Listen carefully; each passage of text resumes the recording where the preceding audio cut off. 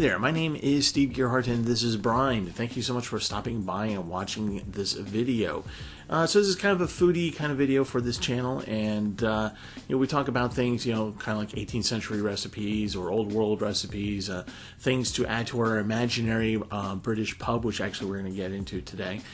Do some beer recommendations and stuff like that. But I got an interesting question from a poster who I believe is British. His name is Shane West, and he had seen one of my videos and he asked me a question, and it was on a product that is actually on the shelves here in America in major grocery chains across the United States, so you can find it, but it's not something that's normally in the American cupboard at home. And so he was asking me, he says, well, since it seems like you like our food, you like British food, and I do, what is your stand on Marmite? So what do I think about Marmite? And I had to honestly answer, and I said, I've never had this before. Never had it. Have no idea. So I had to do a little bit of research on it. Of course, went to the grocery store, went to Harris Teeter, and there it was. It's a little bit right now on the expensive side, simply because of, COVID, supply chain, and all that jazz. But I was just like, you know what? I'm going to have to try it. So today's video is going to be me trying Marmite, and I will let you know, Mr. West, and to anyone else who might be wondering, whether or not I will like this. So, yeah, let's start. In the late 1800s, like around 1880 to about the early 1900s, there was a huge push in trying to use science to extend the life of food, to create new foods, to artificially create new foods, things that would be nutritionally valuable and cheaply made, and the ability to actually take something that would normally be perishable and put it in a container so that it would last longer, so that people could use the food for longer, not starve, and have healthier lives. Some of the things they came up with were more harmful than good, but there are a lot of good things that came out of it. And as we kind of look at the processes of food in general from this time period, you come to realize that there are a lot of things, byproducts, that come from these processes. And whether you're making cheese, whether you're making milk, whether you're using how much of the hog that you use. Like, for example, for a hog, you can definitely use the entire thing. You can make scrapple out of it. Yeah, I know some of you don't like scrapple. I do. Scrapple's great stuff. But we'll leave that for another video. But anyway, you get the idea. We want to extend the value, the life, and the nutritional value of food so that mankind does not starve to death. So one of the processes that mankind has come up over the millennia is making beer. Brewing things like beer or mead, things of that, are based on very simple chemical reactions. And beer in particular, has to deal with yeast and sugar and things like that, and to ferment and create alcohol, and then you use other items to make a brew, like a beer or a stout or lager or a mead or some other type of fermentation product. And there's always a byproduct from doing things like that. So Marmite is actually one of those things that actually comes from the brewing of beer. So this German scientist in the late, I think it was around 1890s, what is his name? Dr. Justus von Liebig came up with this process. He kind of looked at the bottom of the barrel of the beer that the pub was making down the way from his house in Germany, and there was this gunk at the bottom. That's the stuff. He said, "Oh, okay, that's the broken down yeast and sugars and things like that. This is kind of leftover byproduct. Can I eat that?" So that was his question. Can I make that into something I can eat? So he came up with the process, the chemical process, which is actually secret. Like, I don't know exactly how they do it, but he's able to use this yeast extract and create it, or the broken down yeast, and create a yeast extract that can be eaten. And so he made this thing, and then this person from Britain came and said, "Oh, okay, hey, we can do that. We're in the process of making, canned foods and things of that nature." And it's called the Marmite Packaging Company, I believe. And they said, okay, we're going to make this our number one product. It seems that some people really like this, and so why not? We'll make this product. So what they did is they got the leftover yeast beer gunk from the Bass Brewery down the street, brought it in, used the process that von Liebig created, and they made Marmite. So here's the interesting thing about Marmite after they did that. They found that a little bit goes a long way. It's very concentrated. It's got a very strong taste, so you don't need that much. So that was actually pretty good in that, they could make a tin of this or earthenware or a small bottle like this, and it would last a long time. You can make it cheaply. It could last a while. And people seem to be, in terms of nutritional health, pretty okay. So in the early 1900s, this product started to expand in the United Kingdom. Then World War I happened. And the British soldiers, this was part of their kit. This was part of their rations. And it was something very, they were told, you just put a thin layer of that on your bread. In the morning, you eat it. There's your breakfast, ready to go breakfast, right? So they found that the British soldiers were actually kind of a little bit healthier. And they were able to say, okay, there's something about this that's healthy. But it's very salty. It's very strong tasting. It's got a very, very, very strong scent to it. I don't know what it is. I haven't tried it yet. But, they're looking at it and they're going, well, what's going on here? Well, what they discovered was that through the artificial process of taking the beer gunk and making yeast extract out of this, they found that A, they were creating folic acid, and that they were creating artificially B vitamins. All the B vitamins, like 9, 12, all of them. And so if you want vitamin B, which it says on the label, rich in vitamins and B vitamins, if you want all those vitamin Bs, which is very important to your body, this apparently, that's the byproduct of making the yeast extract, which is the byproduct of the beer gunk, which you use to make beer. So there you go. So it turned out to be very, very useful. And then as the century, 1900s, goes into the 1920s and 1930s, it became a really good item to have for natural disasters or famines and things like that within the British Empire. So that this stuff would be part of the disaster relief because, this, again, a little bit will go a long way. And it's nutritional. It gives you vitamins that you desperately need. And it does supposedly fill your stomach.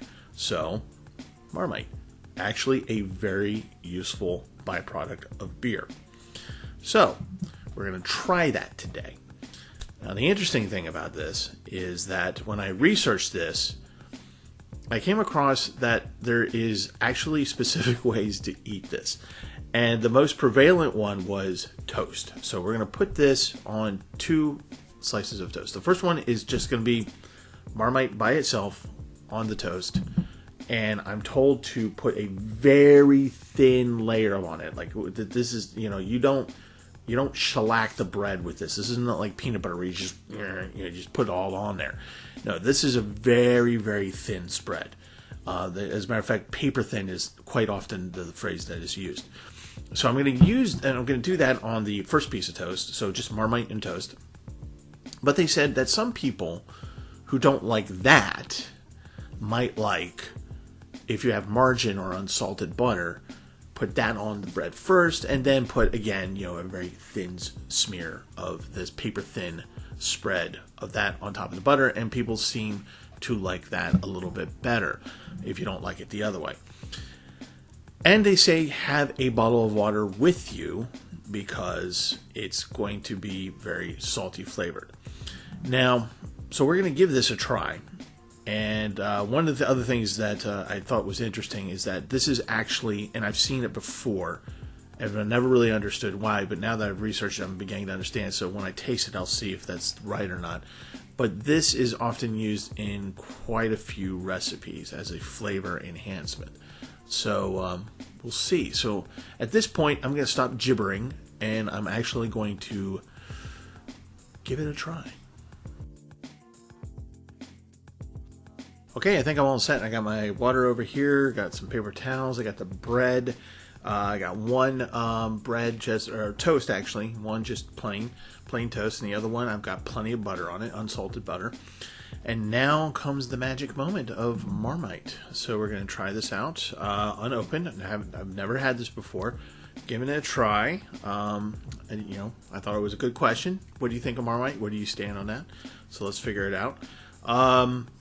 Again, I've been warned through my research that this is going to have a heavier aroma. It's going to be very strong flavored, so put as light touch as I can on it. We'll see. It's not like peanut butter. So let's see what it... Okay, wow, this is thick. All right, let's take a whiff. That is a very pungent odor. Not as strong as I thought it would be, but still... It's odd because I feel like I can smell a little bit of caramel in there, actually. And it actually kind of looks a little bit like caramel. I mean, look at that, right? I mean, I don't even think it... Wow, that's thick. Okay, so yeast extract full of vitamin B, all the vitamin Bs. And we're going to try it on regular toast first. So let's see if I can do that without knocking the mic over. All right, just a little bit. Oh, that is very... Oh, that is... Look at that. Even looks like caramel a little bit, doesn't it? All right. Just a little dab will do us. Right? Paper thin, as they say. It looks, honestly, like really... Almost like really... thin apple butter. I love apple butter, by the way. All right, so cheers. Let's see how we do.